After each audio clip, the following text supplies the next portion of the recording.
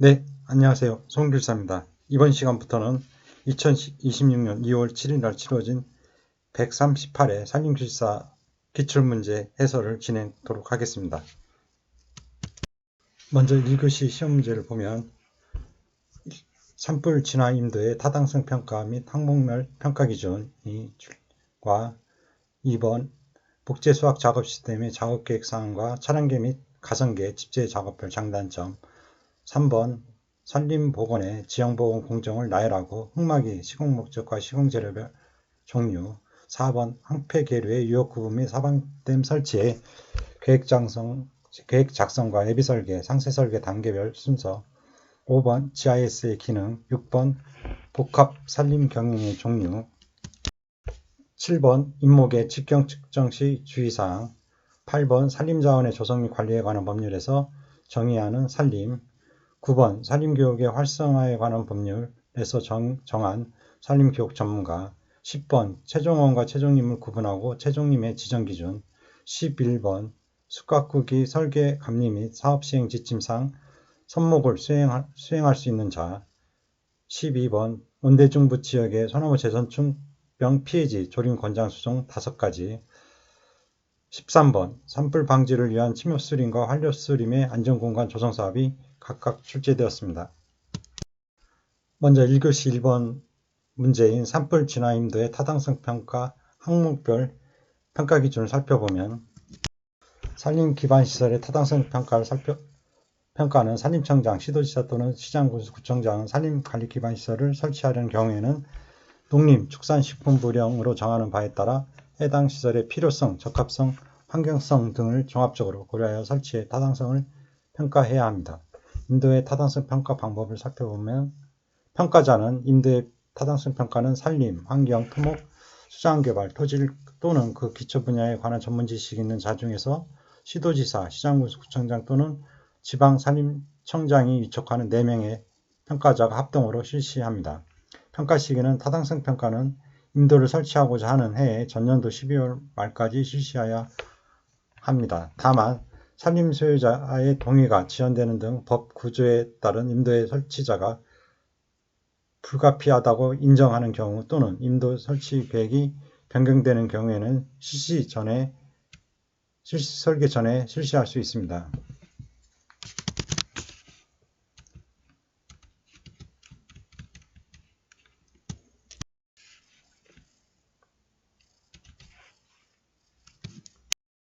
타당성 평가의 항목별 기준, 산불 진화 임도의 타당성 평가의 항목별 기준을 보면 먼저 필요성, 평가문 필요성으로 산불 예방 및 진화, 산림경영, 산림보호 및 관리, 산림휴양자원 이용 및 관리, 농산촌 마을 연결 등 5개 항목을 평가합니다.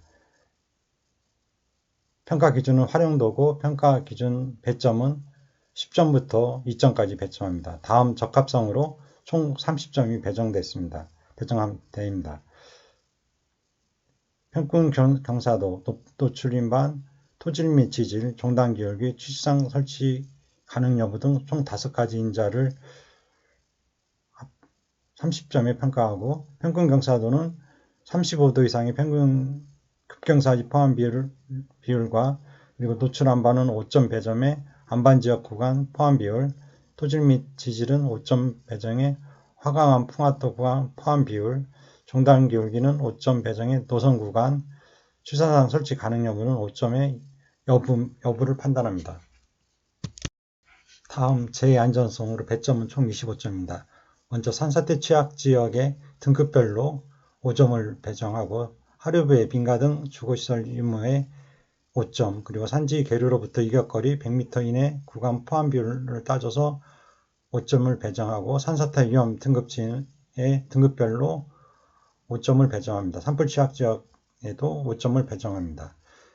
다음 효율성으로는 총 15점으로 산림 경영계획의 포함 여부에 따라서 5점, 임도 설치 계획의 포함 여부에 따라서 5점, 그다음에 도로와의 연접성은 300m 이내 구간 포함 비율에 따라서 5점을 배정합니다.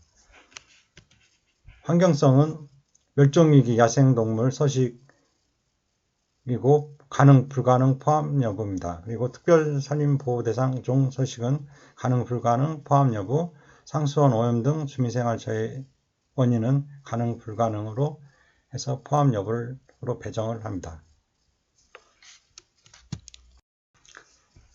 이와 관련 기출문제를 보면 토픽 118번 임도계획, 임도 노선의 선정에서 임도시설 기반시설의 타당평가입니다. 80회 1교시에서 임도 노선의 선정 과정에서 여러 가지 현장 상황을 고려하여 타당성 평가를 하게 된다. 노선 선정 시 임도를 설치할 수 없는 경우 5가지를 열거하라. 102회 3교시에서 산림관리 기반시설의 타당성 평가 항목별 기준 및 방법에 따른 임도 타당성 평가 항목 및 평가 기준, 그리고 119회 2교시에서 산림관리 기반시설의 타당성 평가 기준 및 방법, 125회 1교시에서 임도 노선의 선정 기준에서 임도를 설치할 수 없는 경우, 128회 1교시에서 산림관리 기반시설의 타당성 평가 항목별 기준 및 방법의 평가 항목 중 경사도 계산 방법이 각각 출제됐습니다. 이상의 내용은 토픽별 산림기술사 기출문제 해설 제2편 산림개발 및 보존 제12강 2교시 강의를 참고하시기 바랍니다. 1교시 2번 문제입니다. 목재 수확작업 시스템의 작업계획 사항과 차량계 및 가성계, 집재 작업별 장단점입니다. 먼저 목재 수확 작업 시스템을 살펴보면 목재 수확 작업 시스템이란 기계와 인간의 유기적인 조합으로 작업 목표를 갖는 인간, 기계와의 작업 체계를 생각해 볼 수 있습니다. 벌출 작업의 목적은 원목 생산으로서 임내에서 벌목한 원목을 임도나 산지 집재장에 반출하여 조제, 적재를 할 때까지의 일련의 작업 과정입니다. 작업 계획 및 작업 시스템을 살펴보면 먼저 작업 계획 사항으로 작업 지역이 결정되면 지형 조건, 완경사 30% 미만, 중경사 30에서 60%, 극경사 60% 이상, 작업 면적, 수종, 경급별 본수, 제적, 수고, 흉고 직형, 단목 제적, 작업 물량 등을 조사합니다. 둘째, 벌출 방법입니다.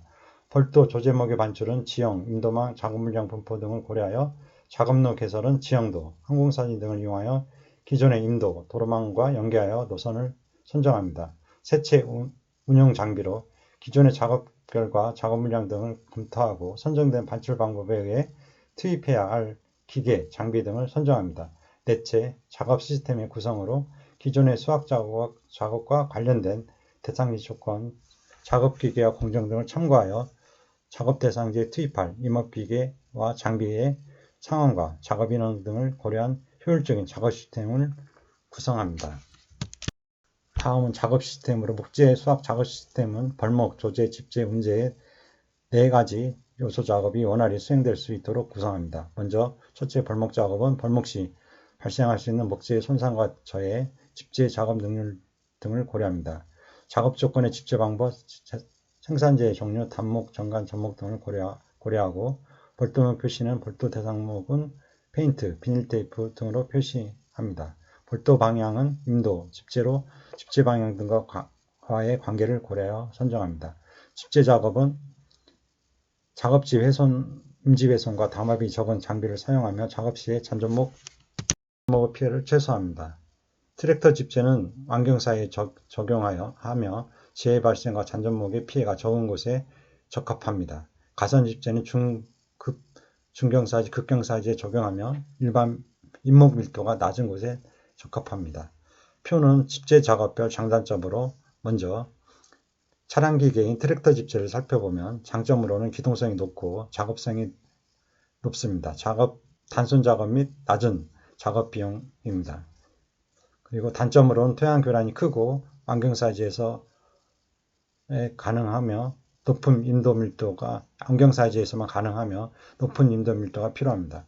이에 비해 가선 집재의 장점으로는 잔존 인문에 대한 피해가 적고 낮은 임도 밀도 지역에서 가능하며 극경사지에서 가능합니다. 낮은 임도 밀도 지역에서도 가능하고 극경사지에서 가능합니다. 단점으로는 기동성이 떨어지고 임업기계 장비의 가격이 높으며 숙련된 기술이 필요하며 세밀한 작업 계획과 설치, 철거 시간이 필요합니다. 이상은 산림공학 입문 331쪽을 참고하시기 바랍니다. 이와 관련 기출문제를 살펴보면 토픽 193번 트랙터 집재와 가선 집재로 66회 4교시에서 가선 집재 시스템, 야더 집재기와 트랙터, 스키더 집재기 시스템에 의한 집재 작업의 장단점을 비교 설명하라. 110회 1교시에서 트랙터 집재와 가선 집재의 장단점 각각 3가지, 그리고 116회 3교시에서 트랙터 집재와 가선 집재의 장단점이 각각 출제되었습니다. 이상의 내용은 토픽별 산림기술사 기출문제 해설 제2편 산림개발 보전 제12강 2교시 강의를 참고하시기 바랍니다. 기출문제로 토픽 194번 차량계 집재기계와 가선계 집재기계입니다. 83회 2교시에서 차량계 집재기계와 가선계 집재기의 차이점을 설명하고 관련 기계들을 예를 들어 나열하라는 문제가 출제되었습니다. 이상의 내용은 토픽별 산림기술사 기출문제 해설 제2편 산림개발 및 보전 제20강 1교시 강의를 참고하시기 바랍니다. 1교시 3번 문제 산림보건의 지형보건 공정을 나열하고 흙막이 시공 목적과 시공 재료별 종류가 출제되었습니다. 먼저 산림보건 사업의 보건 유형을 살펴보면 먼저 지형보건으로 지형, 수리, 수문보건입니다. 지형보건은 산림의 기반환경 조성을 목적으로 단절된 생태축을 연결하거나 훼손된 산림에서 토양의 침식 및 토사유출 저감을 우선적으로 고려할 필요가 있는 것을 대상으로 합니다. 다음 수문보건은 산림의 기반환경 조성을 목적으로 훼손된 산림으로부터 재해 방지를 위하여 수계에서의 토양 침식 및 토사유출 저감을 우선적으로 고려할 필요가 있는 곳과 산림습원, 계곡부 등의 유입부, 출입구 단절 등 훼손지역을 대상으로 합니다. 두 번째 토양보건은 산림의 지형, 수리, 수문 조건이 안정화된 곳 중에서 산림식생의 회복과 산림 생태계의 다양성 증진을 위해 산림의 토양 개선 또는 개량이 필요하거나 토양의 이화학적 개량 및 치환을 고려해야 할 것을 대상으로 합니다. 다음 식생보건은 산림식생과 산림경관보건이 있습니다. 먼저 산림보건은 산림의 생물다양성 증진을 목적으로 지형, 수리, 수문, 토양 조건이 안정화된 곳 중에서 산림식생의 회복을 우선적으로 고려할 필요가 있는 곳과 산림생태계의 구조와 기능적인 측면에서 복원의 필요가 있는 곳을 대상으로 합니다. 산림경관보건은 생태계 건강성 및 대국민 복지 증진을 목적으로 지형, 수리, 수문, 토양, 식생, 서식지 복원을 통하여 산림경관 증진을 도모할 필요가 있는 것을 대상으로 합니다. 다음 서식지 복원은 산림의 생물다양성 증진을 목적으로 야생 동식물의 서식공간 조성을 고려할 필요가 있는 것으로 지형, 수리, 수문, 토양, 식생복원과 함께 서식지에 필요한 요소의 조성을 통하여 수행합니다. 다섯째 종복원은 산림의 생물다양성 증진을 목적으로 개체군이 감소하고 있거나 훼손된 희귀 및 보호대상 생물을 원래의 서식 범위에 인위적으로 이동시키거나 자연적으로 유입될 수 있도록 유도하여 종의 생존 가능성을 증가시키는 활동을 말합니다. 지형복원에 대해서 좀 더 살펴보면 필요성으로 우리나라와 같이 기복이 심한 산지에서 발생하는 산림훼손은 토양의 침식 또는 붕괴로 인하여 생육 기반이 변형되거나 훼손된 것을 의미하기 때문에 보건계획의 수립 시 지형보건 및 수리수문보건의 필요성을 우선적으로 검토해야 합니다. 지형보건 및 수리수문보건은 훼손되거나 교란되기 이전의 상황을 고려하면서 훼손된 산지 및 수계에서 더 이상의 변형이 발생하지 않도록 구조적, 안전성을 도모하여야 하며 식생 및 서식지 복원에 적합한 환경을 조성할 수 있어야 합니다. 대규모 개발 사업 및 도로 개설 등에 의해 지형 및 수리수문 조건이 크게 변형된 곳에서는 원지형으로의 복원이 어렵기 때문에 개발 계획 단계에서 훼손을 최소화하기 위한 노력이 필요합니다. 다음 지형 복원의 목적을 살펴보면 지형 및 수리수문 복원은 식재 기반에 적합한 지형 및 수리수문 조건이 유지될 수 있도록 하여 주변 경관 및 산림생태계와 연결성을 확보함에 그 목적이 있습니다. 토사 유출로 인한 재해를 예방함과 동시에 복원 당시에 토양이 지속될 수 있도록 표토를 고정시킴으로써 식생의 생육 기반을 안정시키는 데에도 목적이 있습니다. 지형 및 수리수문 보건은 생물 다양성 증진 및 수질 정화 등의 목적도 포함하고 있어 계류 및 산림수번의 보건에 있어 매우 중요한 요소이며 이를 통해 곤충류, 양서 파충류, 어류 등을 위한 서식공간 제공이 가능합니다. 지형 복원의 주요 공정을 살펴보면 먼저 구조물 철거 및 폐기물 처리, 그리고 비탈 다듬기, 담 끊기, 땅속 흙막이, 수로공, 속도랑 배수구, 누구막이, 골막이, 바닥막이, 기승막이, 모래언덕 조성, 울타리 세우기, 해안침식지 복원공 등 총 13개 공정으로 이루어져 있습니다. 이 중에서 흙막이를 살펴보면 흙막이의 시공 목적은 흙막이는 비탈면이 강우에 의하여 토사의 붕괴나 유출을 방지하고 비탈면의 종단 경사를 완화하며 표면 유화수의 유속을 저감함과 동시에 분산시킬 목적으로 설치하는 구조물입니다. 적용 장소는 담 끊기를 실시하는 곳에서 토사를 고정시켜 비탈면의 안정이 필요한 지역에 적용 비탈면에서 붕괴 및 땅 밀림에 의한 토사 유출의 위험성이 있는 곳 비탈 다듬기와 합니다. 적용 장소가 잘못됐네요. 다시 적용 장소 정정하겠습니다. 적용 장소는 비탈면에서 붕괴 및 땅 밀림에 의한 토사 유출의 위험성이 있는 곳, 그리고 비탈 다듬기와 담 끊기를 실시한 곳에서 토사를 고정시켜 비탈 사면의 안정이 필요한 지역에 적용합니다. 흙막의 설계 요령을 보면 가급적 비탈면의 하부에 설치하는 횡 구조물로서 비탈 안정 및 부토 고정용으로 계획합니다. 흙막이 구조물의 방향은 원칙적으로 산비탈에 대하여 직각이 되도록 하고 재료는 돌이나 통나무 등을 사용합니다.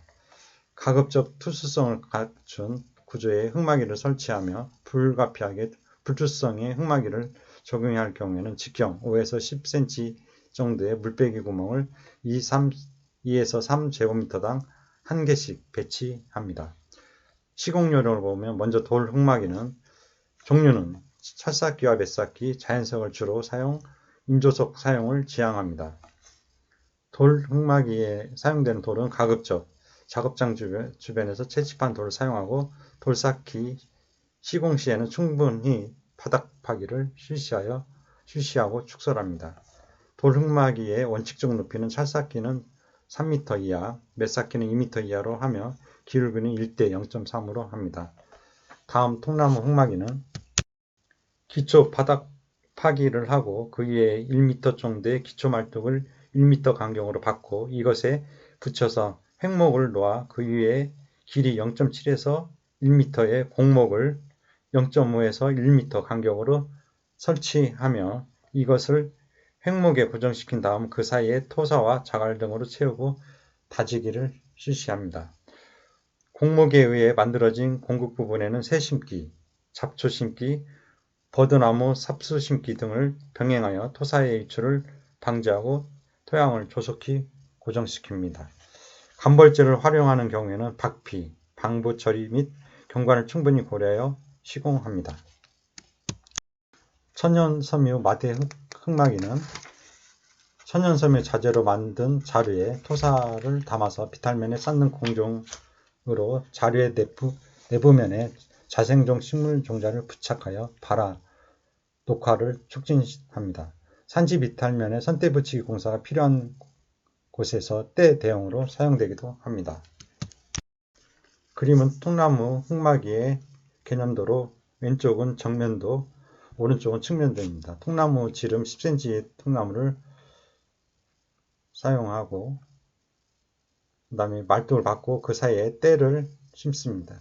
때나 식생을 도입해서 심습니다. 그 위에 나무를 심고 하는 개념도입니다. 그림은 흙막이 배치 방법으로 절치 이전의 지형이고 원지반선입니다.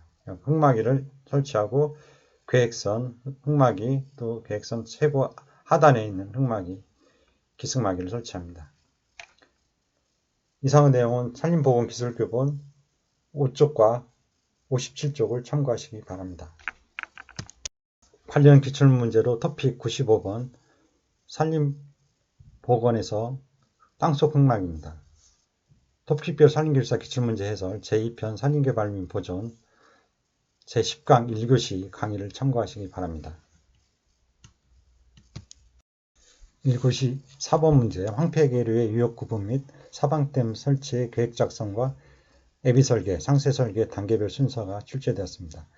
먼저 황폐계류 유역 구분을 살펴보면 황폐계류 유역은 토사 생산구역, 토사 유가구역 및 토사 퇴적구역으로 구분할 수 있으며 세부 구분은 아래와 같습니다. 여기서 최고 위에가 황폐구역이고 황폐구역에 생겨서 토사 생산이 되면서 그다음에 토사가 흐르는 토사 유가구역 그리고 흐르는 토사가 퇴적되는 토사 퇴적구역 선상지를 이룹니다.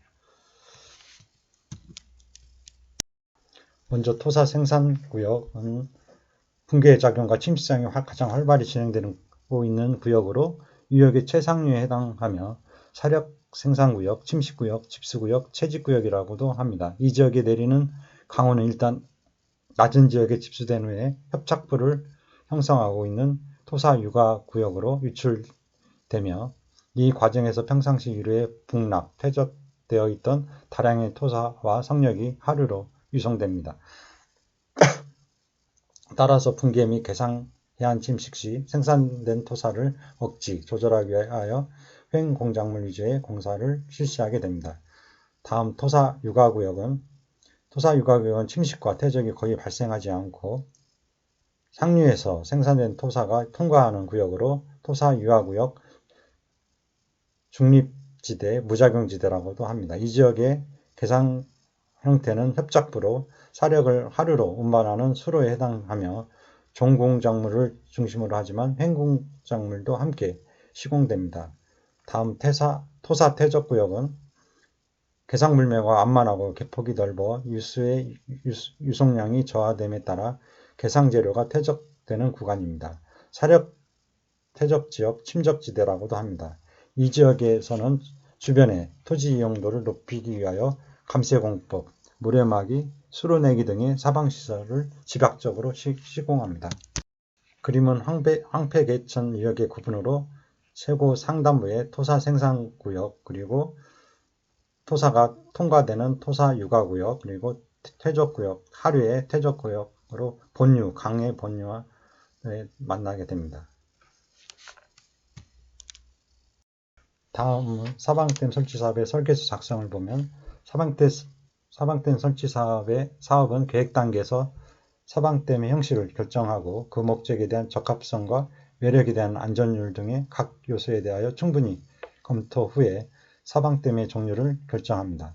사방댐을 설계할 때에는 목적으로 하는 기능이 제대로 발휘되고 그 기능이 장기간 유지되도록 아래 사항을 유의하여 설계해야 합니다. 먼저 댐자리의 지형과 지질, 해당 사방댐의 목적에 대한 적합성, 안전성 및 경제성 등의 각 요소의 고찰입니다. 두 번째, 사방댐 형식의 선정에 필요한 시설 설계나 사방댐 형식을 결정합니다. 세 번째, 사방댐의 높이, 위치와 방향을 설정하는 등의 사방공사 전체 계획을 작성하고 넷째, 결정된 사방댐 형식과 위치에 대한 횡단 측량과 지주조사의 실시, 높이의 결정을 합니다. 다섯 번째로 본체 및 기초에 대한 실설계를 하고 여섯 번째 댐등 어깨, 전정보호구 및 부속물과 기타 시설물의 설계를 하고 일곱 번째 설계서를 작성합니다. 그림은 사방댐의 설계 순서로 먼저 사방봉사 전체계획 작성 단계에서는 지형 측량, 그 다음에 사방댐의 배치, 검토, 형식 선정, 세 번째 사방댐의 높이 검토, 네 번째 사방댐의 위치, 방향 선정을 합니다. 그 다음 단계로 사방댐 예비, 설계 및 상세 설계 단계로 종횡단 측량, 그리고 지질 조사, 볼링, 필요하면 볼링을 실시하고 사방댐의 높이의 최종 결정을 합니다. 사방댐의 재료의 재질을 비교합니다. 재료 시험이나 배합 시험을 합니다. 본체를 설계하고 기초 설계, 그 다음에 댐뜨 어깨를 설계하며 전정보호공을 설계하고 부속물을 설계하고 기타 시설 설계 순으로 진행됩니다. 이상의 내용은 산림공학 171쪽과 신고사방공학 271쪽, 개정 3판 사방기술교본 151쪽을 참고하시기 바랍니다. 관련 기출문제로 토픽 69번 황폐계류의 유효구분과 사방대책에서 80회 3교시 황폐계류를 유효 특성에 따라 구분한 후 각 구역별로 토사이동 억제를 위한 기본 원리와 사방대책을 설명하고 대응공법이나 공정을 제시하라. 87회 1교시에서 황폐계류 유역을 3구역으로 3가지 구역으로 구분하여 설명하라. 101회 2교시에서 황폐계류의 특성 및 토사 생산과 관련된 유역 구분을 도식화하여 설명하라. 113회 4교시에서 계곡의 지역 구분에 의한 사방공사의 기본 방침에 대하여 설명하라. 120회 4교시에서 황폐계천 유역의 사방대책을 유역별로 구분하여 설명하는 문제가 각각 출제되었습니다. 이상의 내용은 토픽별 산림기술사 기출문제 해설 제2편 산림개발 및 보전 제7강 2교시 강의를 참고하시기 바랍니다. 관련 기출문제로 토픽 50번 설계도서의 주요 구성요소입니다. 96회 1교시에서 사방댐 설계도서의 주요 구성요소를 설명하는 문제가 출제되었습니다.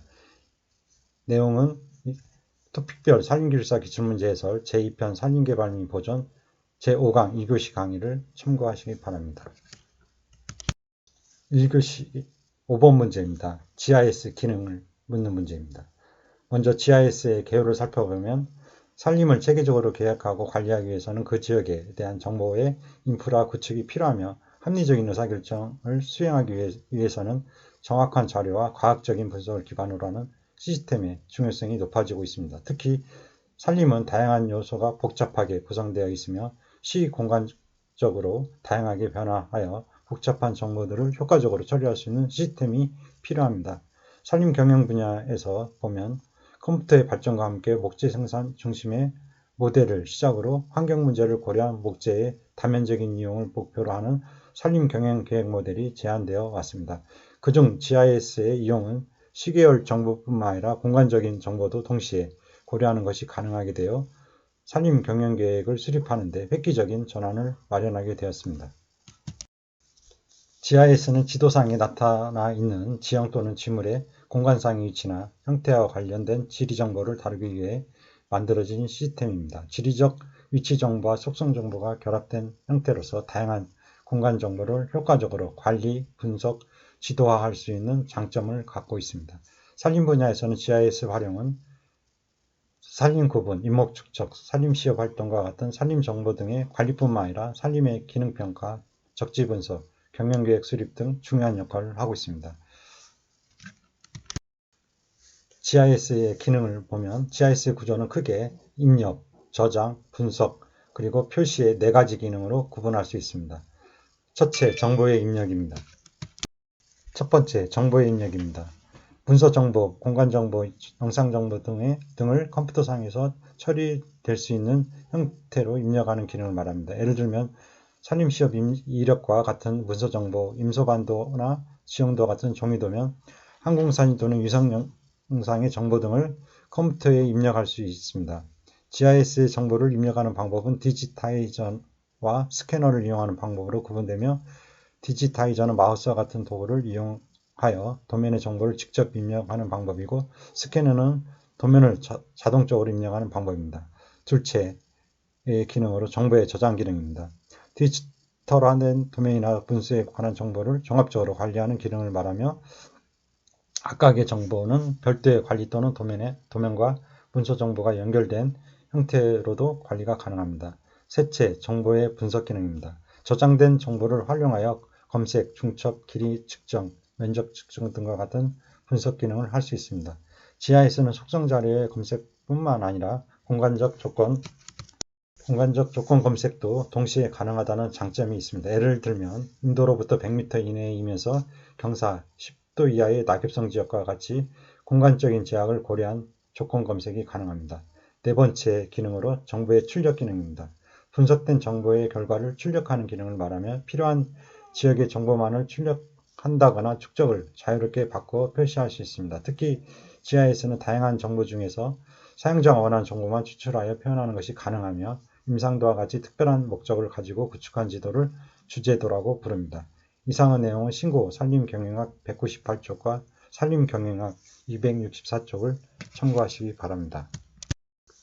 관련 기출문제로 토픽 94번 산림지리정보시스템의 활용분야입니다. 92회 1교시에서 산림지리정보시스템 FGIS를 활용할 수 있는 분야를 크게 세 가지로 구분하여 설명하라는 문제가 출제되었습니다.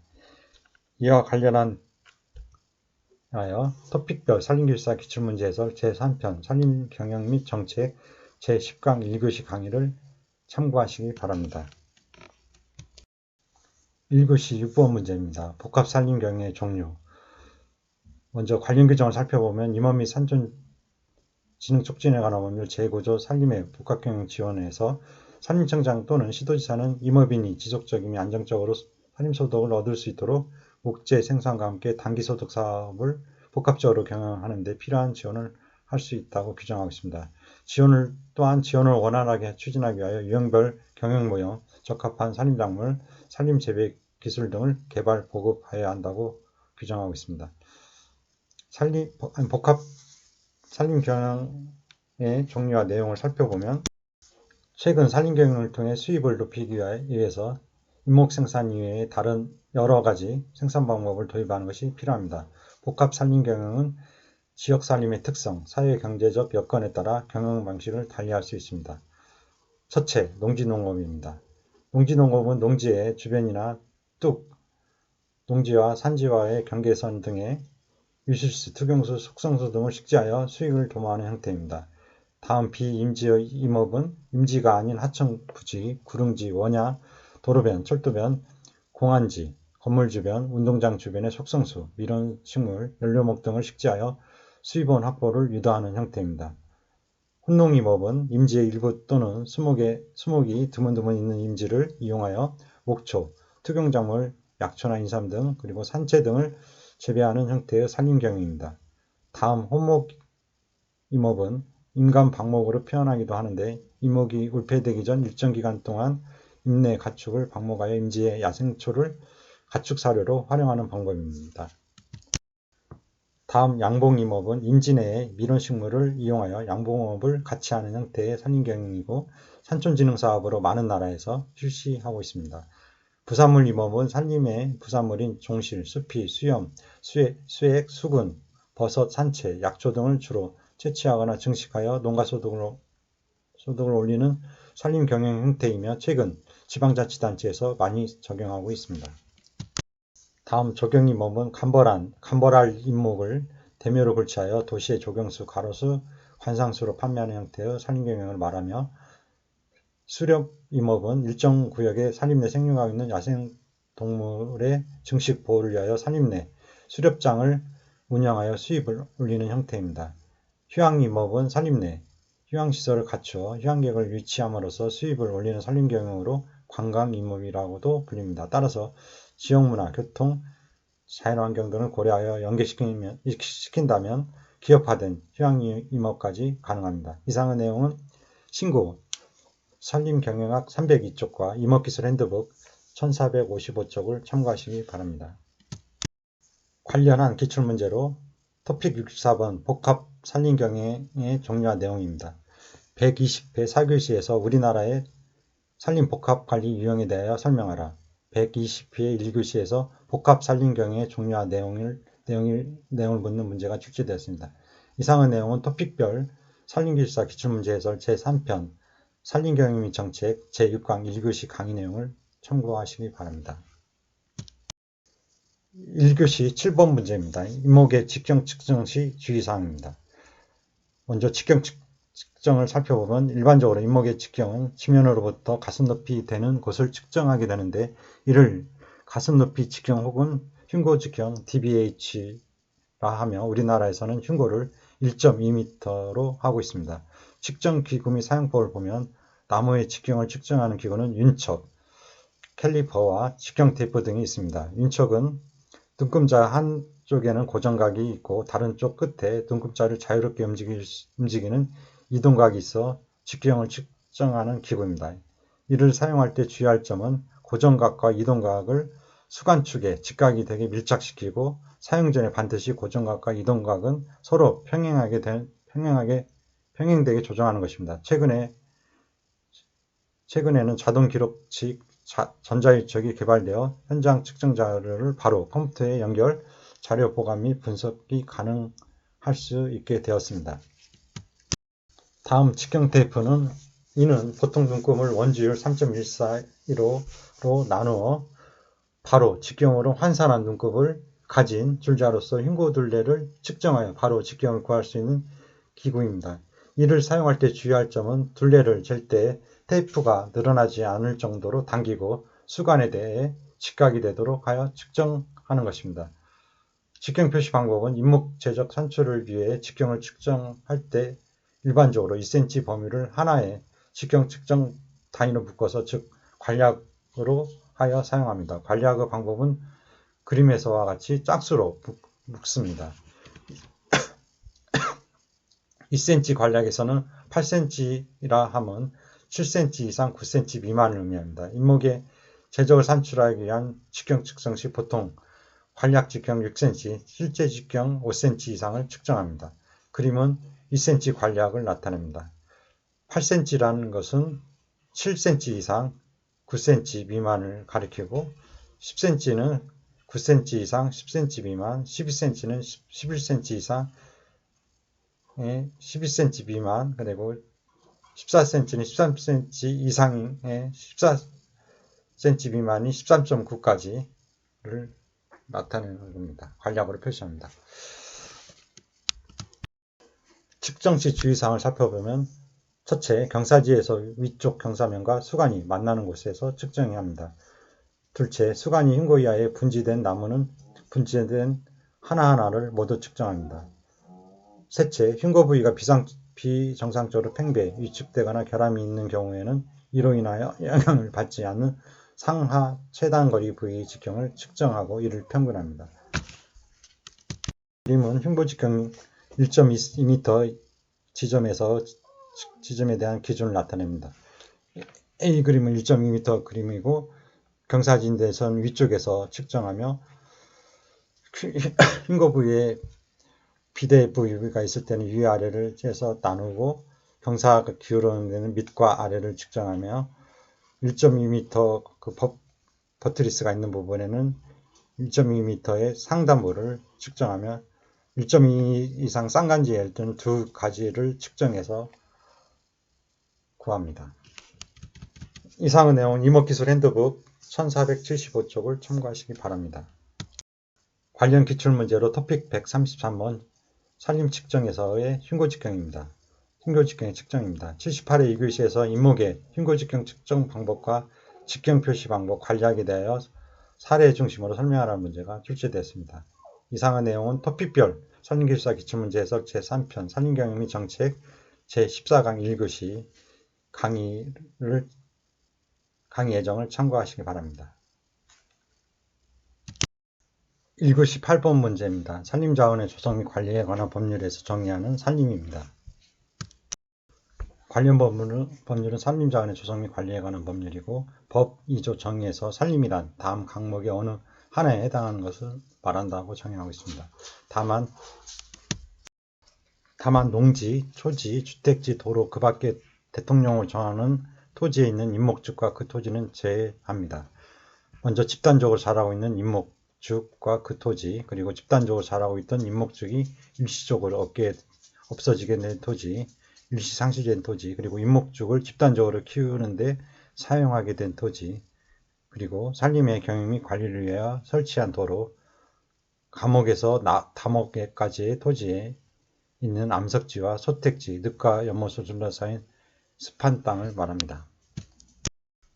시행령에서 보면 대통령을 정하는 그 제외된 토지는 과수원, 차밭, 꺾고지 및 접순의 채취원, 그리고 임목중이 생육하고 있는 건물 담장 안의 토지, 임목중이 생육하고 있는 논두렁, 밭두렁, 임목중이 생육하고 있는 하천, 제방, 도랑 및 연못이 제지로 되어 정의하고 있습니다. 참고로 탄소흡수원 유지 및 증진에 관한 법률에서 정의하는 산림을 보면 산림자원 조성 및 관리에 관한 법률에 따른 산림 중에서 아래의 요건에 모두 해당하는 산림으로 정의하고 있습니다. 면적 제곱미터 이상, 수건 높이도 10% 이상, 평균 나무 높이 5m 이상입니다. 다만 산림 바이오매스 에너지 공급하기 위한 산림은 적용을 받지 않습니다. 관련 기출문제입니다. 토픽 140번 산림의 정의입니다. 90회 1교시에서 산림자원의 조성 및 관리에 관한 법률에서 정하고 있는 산림의 정의에 대해 설명하는 문제가 출제되어 있습니다. 이상의 내용은 토픽별 산림교사 기출문제 해설 제3편 산림경영 및 전체 제14강 2교시 강의 예정 내용을 참고하시기 바랍니다. 1교시 9번 문제입니다. 산림교육의 활성화에 관한 법률에서 정한 산림교육 전문가입니다. 관련 법률로 산림교육의 활성화에 관한 법률이고 법 제2조 정의에서 이 법에서 사용하는 용어의 정의는 다음과 같습니다. 먼저 산림교육이란 산림의 다양한 기능을 체계적으로 체험, 탐방, 학습함으로써 산림의 중요성을 이해하고 산림에 대한 지식을 습득하며 올바른 가치관을 가지도록 하는 교육을 말하며 산림교육 전문가란 산림교육 전문가 양성기관에서 산림교육 전문과정을 이수한 사람으로서 다음 강목의 어느 하나에 해당하는 사람으로 규정하고 있습니다. 먼저 숲해설가란 국민이 산림 문화 휴양에 관한 활동을 통하여 산림에 대한 지식을 습득하고 올바른 가치관을 가질 수 있도록 해설하거나 지도, 교육하는 사람을 말하며 유아숲 지도사는 유아가 산림교육을 통하여 정서를 함양하고 전인적 성장을 할 수 있도록 지도, 교육하는 사람입니다. 숲길 등산 지도사는 국민이 안전하고 쾌적하게 등산 또는 트레킹을 할 수 있도록 해설하거나 지도, 교육하는 사람을 말합니다. 또한 산림교육 전문가 양성기관이란 산림교육 전문가를 양성하기 위하여 제7조 제1항에 따라 지정된 기관 또는 단체를 말합니다. 관련 기출문제를 보면 토픽 177번 산림교육법의 산림교육 전문가입니다. 108회 1교시에서 산림교육의 활성화에 관한 법률에 규정된 산림교육 전문가에 대하여 설명하는 문제가 출제되었습니다. 이상의 내용은 토픽별 산림교사 기출문제에서 제3편 산림경영 및 정책 제18강 2교시 강의 예정 내용을 참고하시기 바랍니다. 다음은 1교시 10번 문제입니다. 최종원과 최종림을 구분하고 최종림의 지정기준에 대해 설명하는 문제가 출제되었습니다. 최종원과 최종림을 살펴보면 최종원이란 국립산림품종관리센터장이 조성관리 및 종자 생산하여 국유, 민유, 양매장으로 공급합니다.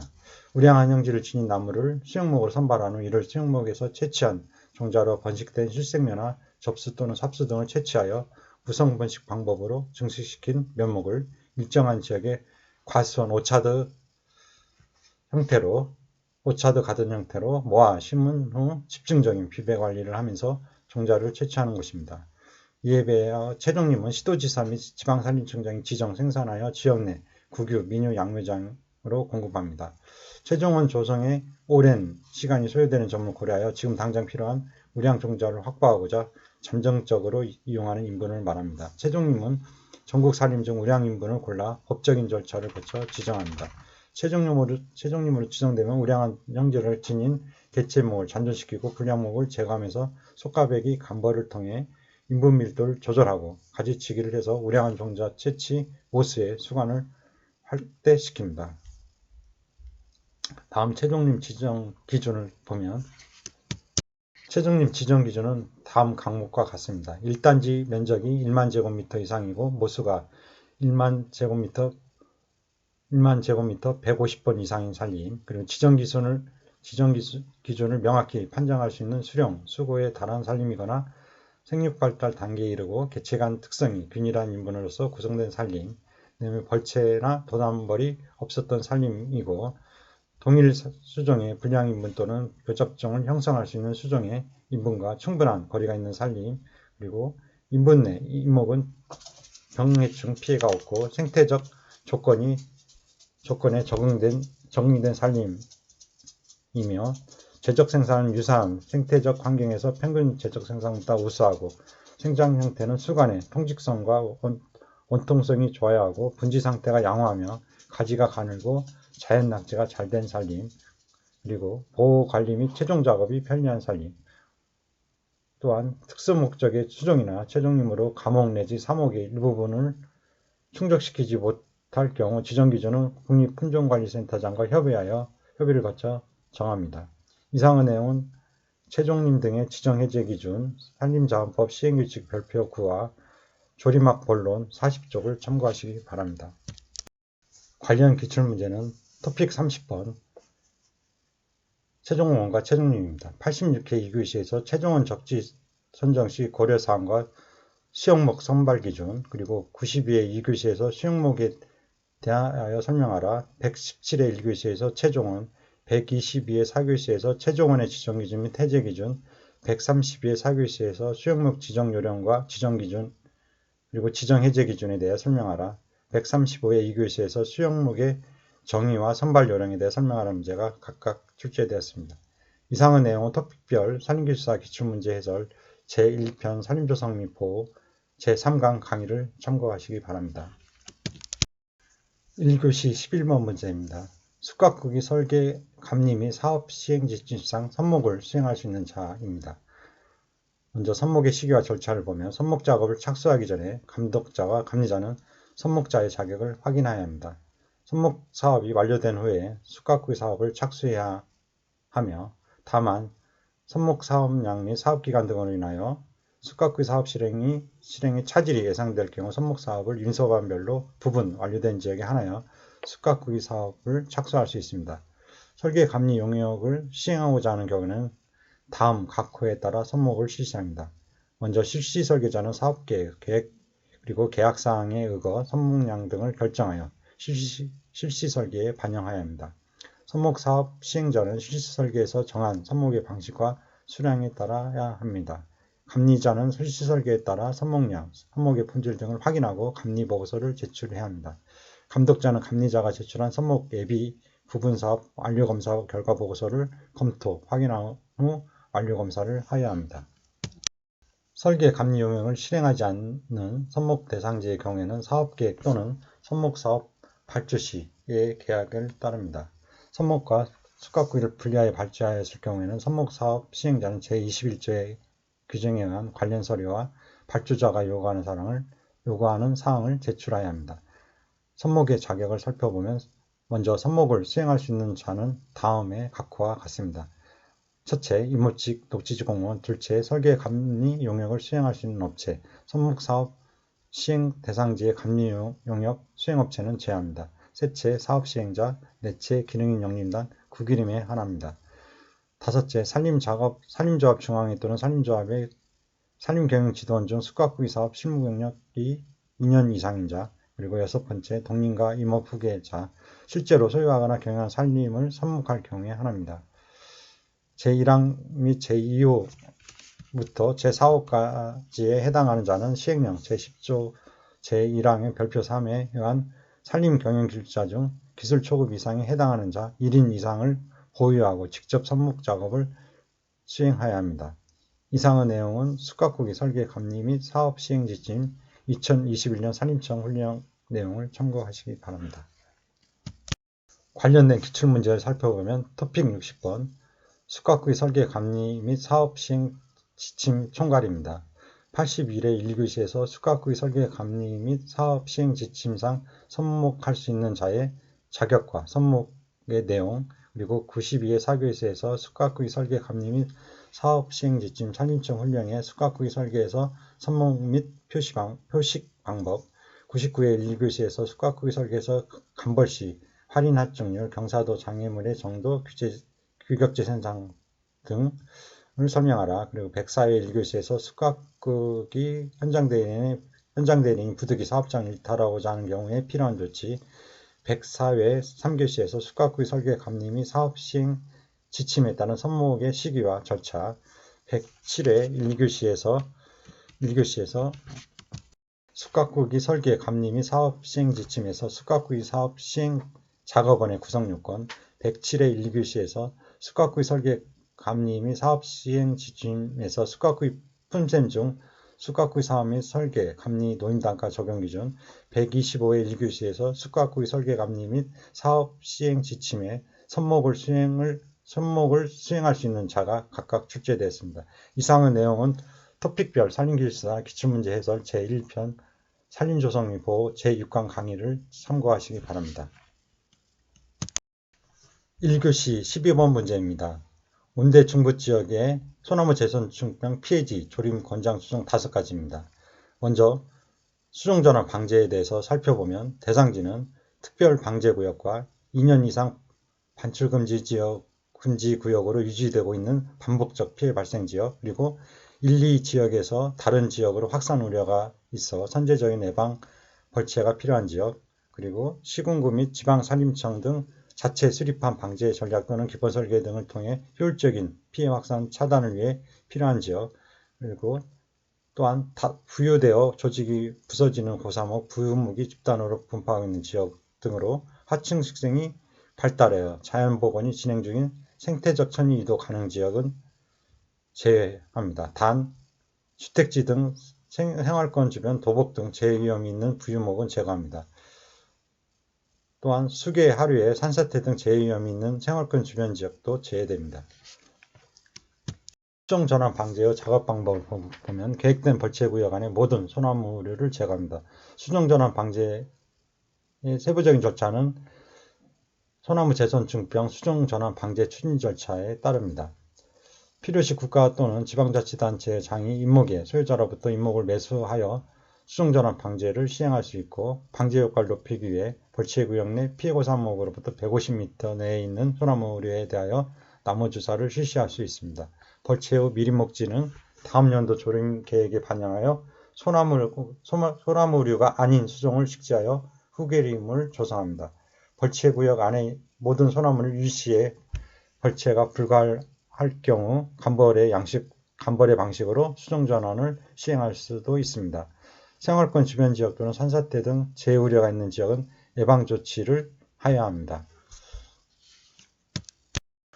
소나무 재선충병 피해지, 조림, 권장, 수종을 보면 번역별로 온대 북부는 낙엽성, 온대 중부는 낙엽성, 졸찬나무, 상수리, 백합나무, 온대 남부는 편백, 삼나무, 졸찬나무, 상수리, 백합나무, 난대 지역은 편백, 삼나무, 졸참나무, 가시나무류, 북가시, 개가시, 종가시나무, 그리고 제주도는 후박, 가시나무, 그리고 그 다음에 편백, 비자나무, 벚나무류 등이 조림, 권장, 수종으로 선정되어 있습니다.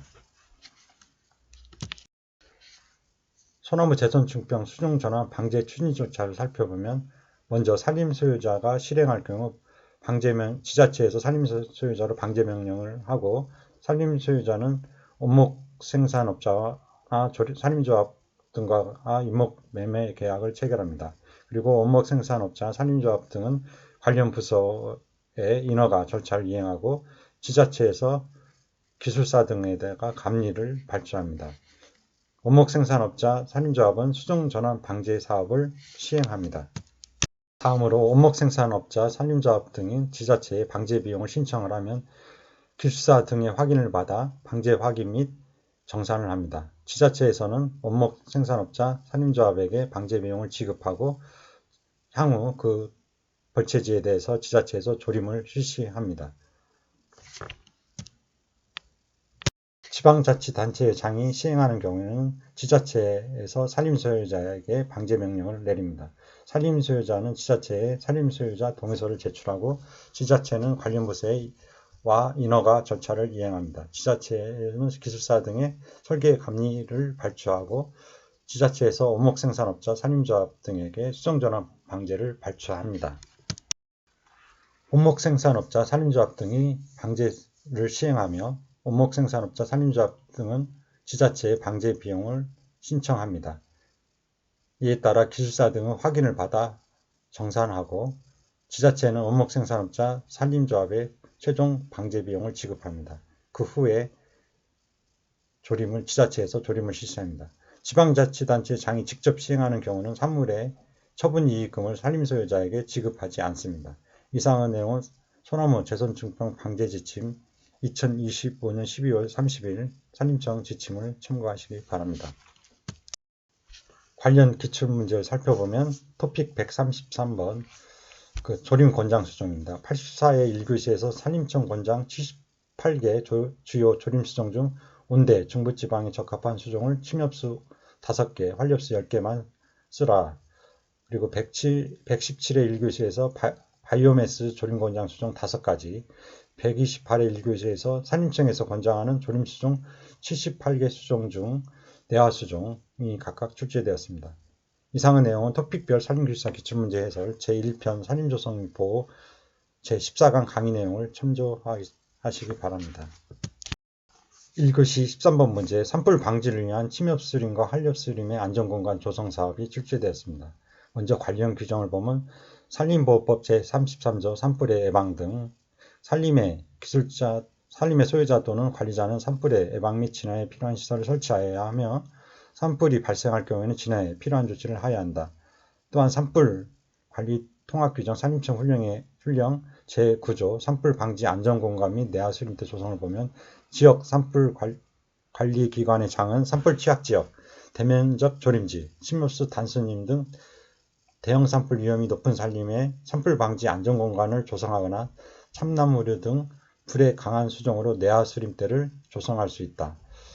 그리고 지역 산불 관리기관의 장은 산림 안에 있는 목조 문화재, 사찰 및 주요 시설 주변 산림에 대하여 산불을 방지할 수 있도록 안전공간 조성 등 산불 방지를 위한 습과구를 할 수 있다고 규정하고 있습니다.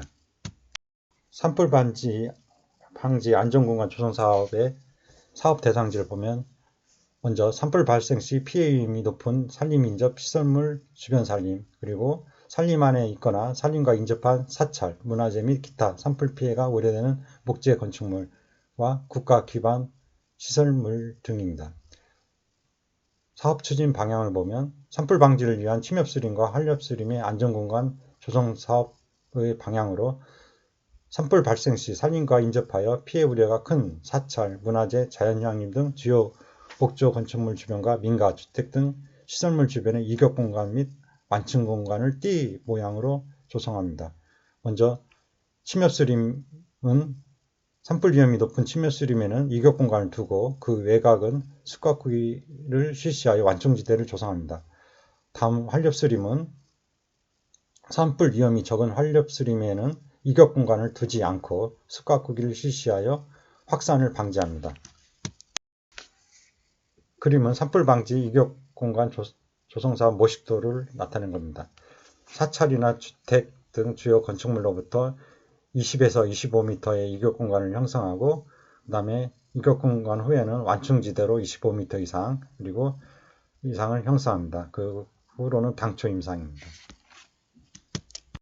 사업의 실행 방법을 보면 목조 건축물 등 시설물 주변의 이격 공간을 확보합니다. 벌채 수종은 소나무, 잣나무 등의 침엽수, 환렵수는 존치시킵니다. 벌채 거리는 목재 건축물 처마 끝으로부터 산림 방향으로 수평거리 20에서 25m까지를 벌채합니다. 벌채 방법은 침엽수는 모두 배기 벌채를 하고 호남님은 침엽수만 모두 벌채합니다. 벌채 산물과 관목, 낙엽 등 하층 식물 및 지피물은 제거하여 외부로 반출합니다. 침엽수 중 목재 건축물과 거리가 떨어져 있거나 경관상 보존가치가 있는 침엽수는 존치합니다. 다만 산불로 피해 위험이 있는 경우에만 벌채합니다. 벌채 공간의 사후 관리는 벌채한 자리에는 산불에 강한 관목류, 차나무, 동백나무, 식나무, 사철나무, 사슬의피, 나무, 회양목 등을 식재합니다. 경관 조성용으로 야생화 등 자생식물이나 잔디 등 초본류의 식재도 가능합니다. 숲가꾸기를 통한 완충지대 조성은 대상 수종은 침엽수, 환렵수 등 모든 수종이 대상이 됩니다. 숲가꾸기 폭은 침엽수림, 환렵수림의 경우 이격 공간의 끝으로부터 25m 이상, 환렵수림의 경우 목재 건축물의 처마 끝으로부터 25m 이상입니다. 숲가꾸기 방법은 수목의 가지 끝, 수강 끝이 서로 닿지 않도록 강도로 감벌하고 남은 수목은 최대한 높이까지 가지치기를 실시합니다. 맹화목, 관목, 초본류 등 하층 식물과 낙엽 등을 모두 제거하여 반출합니다. 벌채한 감벌목과 제거한 하층 식물, 낙엽 등은 케이블 집재기를 이용하여 반출하거나 현장에서 파쇄 처리합니다. 포터블 가지 파쇄기 등을 이용합니다. 굴삭기가 임지에 들어가서 집재하는 방법은 토양 눌림이 심하므로 금지합니다.